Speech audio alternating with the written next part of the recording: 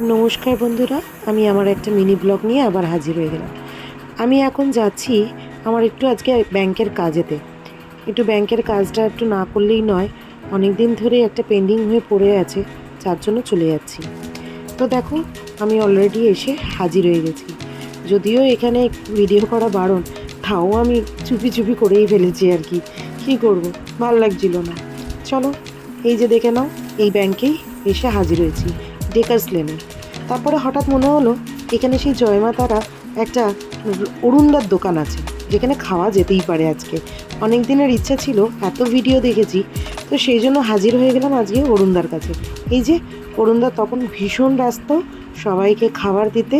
খুব খুব ভালো মানুষ একজন, মানে আজকে আমি সত্যিই দেখে খুবই আমার ভালো লেগেছে।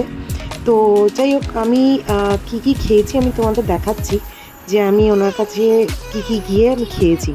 তো দেখে নাও, আমি এখানে চিকেন পনির ভর্তা নিয়েছিলাম এবং পনির বাটার মশলা নিয়েছিলাম, আর নিয়েছিলাম তোমার খিচুড়ি, যেটা খেতে খুবই আমার মোটামুটি ভালোই লেগেছে। খুবই খুবই টেস্টি ছিল।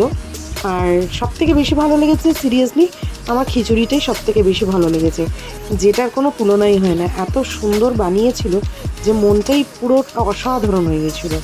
তো ব্যাস, আজকে অরুণদার ওখানে খাওয়া দাওয়া করলাম, ভালোই লাগলো খেয়ে দে। তো তোমরা একটু সবাই আমার সাথে থাকো, পাশে থাকো, একটু আমাকে সাপোর্ট করো, তাহলে আমি আরও হয়তো কিছু করতে পারি। আমি জানি আমি ঠিক পারি না সেরকমভাবে। তারপরে সোজা চলে গেলাম একটা লস্যি নিয়ে।